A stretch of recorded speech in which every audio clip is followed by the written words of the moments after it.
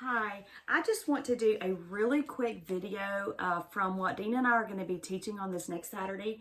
On Saturdays, we always do like a little Bible study. It's usually only an hour long. We are going to be teaching on Revelations this week, maybe the next 2 or 3 weeks. We're probably not going to do a real deep dive into Revelations because Revelations is just amazing, and there's a lot to it. But anyway, we're definitely going to be teaching on the 7 churches, and this week we're going to be reading from Revelations 1, talking about Jesus. And I just want to read just 2 or 3 little verses here and just give you a few symbolic meanings and what they mean, how you can find them in the Bible. So anyway, it's just so powerful, and that's why I wanted to share it with y'all. Revelations 1 verses 17, starting with verse 12, it says, "This is John the Revelator." Jesus told John the Revelator to write this letter to the churches, the 7 churches. And so this is John. "When I turned to see who was speaking to me, I saw 7 golden lampstands, or candlesticks. And standing in the midst of these golden candlesticks was someone like the Son of Man." It was Jesus. "He was wearing a long robe with his gold sash across his chest. His hair was white like wool." When we think about Jesus, we usually think about long brown hair, and people have visions and dreams. They usually see him with long brown hair. But in this vision, John the Revelator saw his hair like wool, white as snow, it says. His eyes were like flames of fire.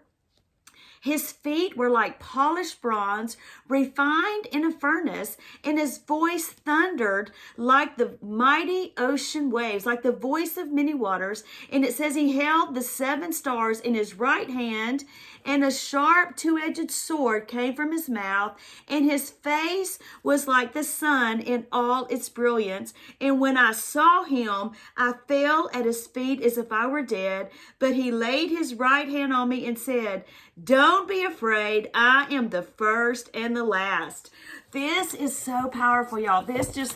I was just studying on this this week, and I'm telling you, I am so fired up about this. It is so amazing. The symbolism in this is it's just amazing. And you read it and you're like, what on earth does this mean? I just want to give you a few of the meanings.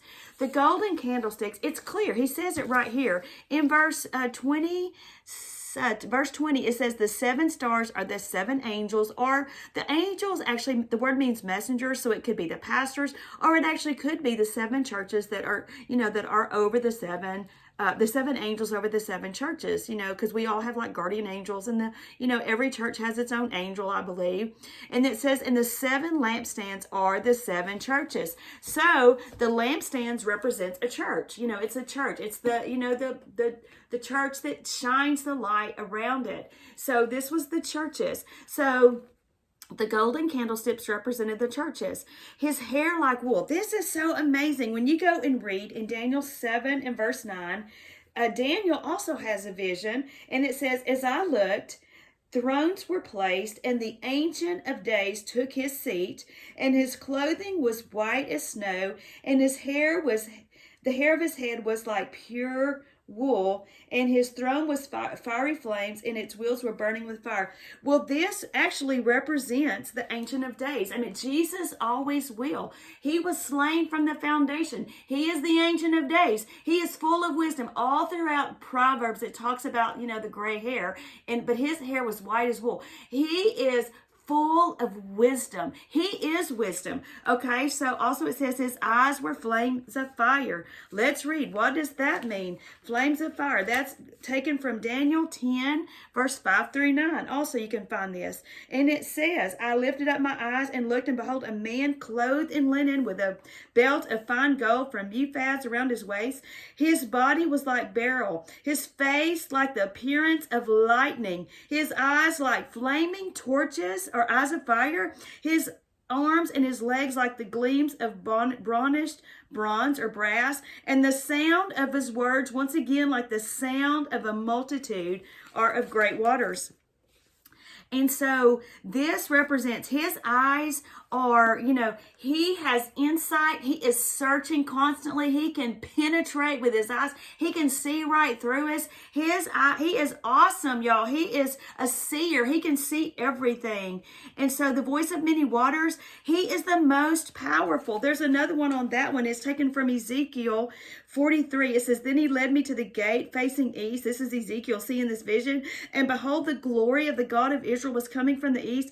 And the sound of his coming was like the sound of many waters. And the earth shone with glory. His voice is so majestic. It is the most powerful. I heard it one time in a vision, and it sounded like the voice of many waters. I can't even explain it. And it sounded like when you hear thunder, that's how it sounded. And I want to do this last one because we're at 5 minutes. This last one is taken from Ephesians 6 and 17. It talks about that he was holding a two-edged sword. Well, what is that two-edged sword? It talks about the armor of God in Ephesians 6, and it says, take the helmet of salvation and the sword of the Spirit, which is the word of God. He is the word of God, and he was holding the word of God because the word of God, the sword of the Spirit represents the word of God, which is truth. God will not tolerate anything that is not truth. And he uses that sword to come against the enemy, just like we can do. Anyway, I thought those were so amazing. I hope that blesses you. We're going to be teaching. If you want to see us, we'll be live on Facebook. And then if you don't want to watch live on Facebook, we have a YouTube channel, and we'll be sharing that one day. I don't know if we'll share it this weekend or by Monday. We should have that uploaded to YouTube and then also on Rumble. Anyway, this is going to be an amazing study, I think. And I hope that little bit just blessed you and whet your appetite. God bless you. Love you guys.